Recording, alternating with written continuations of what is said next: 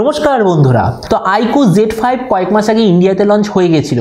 তো এবার বলা হচ্ছে যে IQOO Z6 বলে স্মার্টফোনটা খুব তাড়াতাড়ি লঞ্চ হতে চলেছে, আর যেটা টিজার পোস্টার অলরেডি এসে গেছে, আপনি এই সাইডে দেখতেই পারেন। তো এই ভিডিওতে আমি আপনাকে বলবো এই যে IQOO Z6 বলে যে স্মার্টফোনটা আসতে চলেছে, এটার এক্সাক্ট স্পেসিফিকেশান, প্রাইস, কবে লঞ্চ হবে, কী দামে লঞ্চ হবে, আর যে দামে এটা লঞ্চ হবে সেই দামে আপনার কি এটা নেওয়া উচিত কি উচিত নয়, এই সব কিছু সম্বন্ধে ভিডিওতে আমি আপনাকে বলবো। তো চলুন শুরু করছি ভিডিওটা কোনো সময় নষ্ট না করে। আপনি যদি গ্যাজেট ওয়ার্ল্ড বাংলা চ্যানেলে প্রথমবার আসেন আর এরকম বাংলা টেক ভিডিও ডেইলি দেখতে চান, তাহলে gadget world Bangla channel subscribe অবশ্যই করে নেবেন। তো প্রথমত আলোচনা করবো এটা ডিজাইন সম্বন্ধে। তো যেমন আপনি পিকচারটা দেখতে পাচ্ছেন, বলা হচ্ছে যে এই IQOO Z6 বলে যে স্মার্টফোনটা যে recently Vivo T1 5G smartphone launch হয়েছে, এক্স্যাক্টলি ওটার মতোই ডিজাইন এতে আপনি দেখতে পাবেন। মানে ডিজাইনের দিক থেকে খুব একটা চেঞ্জেস থাকবে না। তো এই স্মার্টফোনটার থিকনেস হবে 8.3 মিলিমিটার আর এর ওয়েট হবে 187 গ্রাম। ডিসপ্লের দিক থেকে আপনি এতে পাবেন 6.58 inch full HD plus 120 hertz IPS LCD display. তার সঙ্গে আপনার থাকবে 240 হার্জের টাচ স্যাম্পলিং রেট। এর maximum screen to body ratio হবে প্রায় 91%-এর আশেপাশে।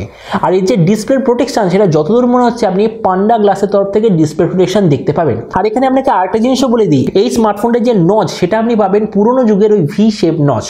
প্রসেসরের দিক থেকে এতে আপনার থাকবে স্ন্যাপড্রাগন 695 প্রসেসর, যেটা একটা খুবই পাওয়ারফুল 5G প্রসেসর। আর এই স্মার্টফোনটার সঙ্গে আপনি একটা 5 লেয়ার কুলিং সিস্টেমও দেখতে পাবেন। ক্যামেরার দিক থেকে আপনাদের থাকবে 50, 2 আর 2 মেগাপিক্সেলের ব্যাক ক্যামেরা, তার সঙ্গে 16 মেগাপিক্সেলের ফ্রন্ট ক্যামেরা।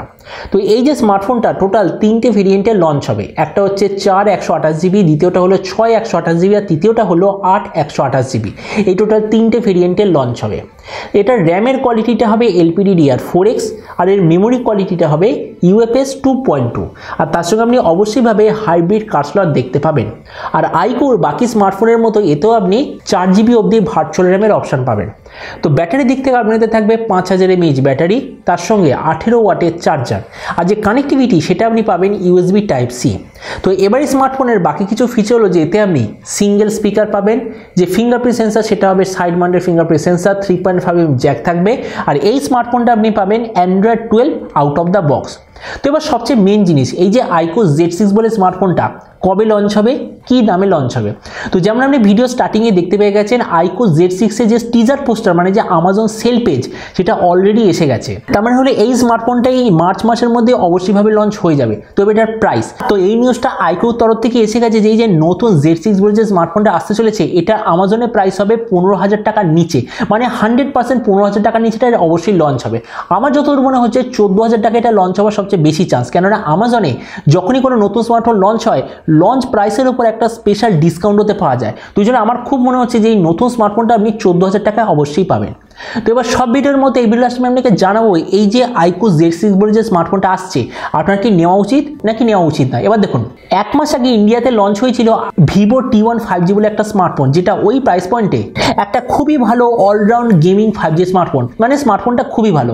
তো এই যে IQOO Z6 বলে যে স্মার্টফোনটা আসতে চলেছে, এটা আসলে হলো ওই স্মার্টফোনটার একটা রিব্র্যান্ডেড ভার্সন হবে। মানে আপনি ধরে নিন, যে স্মার্টফোনটা ফ্লিপকার্টে বিক্রি হচ্ছে ভিভো T1 5G নামে, সেই স্মার্টফোনটাই আমাজনে বিক্রি হবে IQOO Z6 নামে। মানে দুটোর মধ্যে কোনো ধরনের পার্থক্য নেই। তার মানে হলো ভিভো T1 5G যত ভালো স্মার্টফোন ছিল, এই যে IQOO Z6 বলে স্মার্টফোনটা সেরকমই ভালো স্মার্টফোন হবে, কিন্তু আরও অনেক সস্তায়। তো ওই জন্য আমি আপনাকে এটাই বলবো, আপনার যদি টার্গেট থাকে 15,000 টাকার মধ্যে সবচেয়ে ভালো অলরাউন্ড গেমিং স্মার্টফোন নেওয়ার, তাহলে আপনার কাছে এই IQOO Z6-এর চেয়ে বেটার অপশন আর কিছু অ্যাভেলেবেল নেই।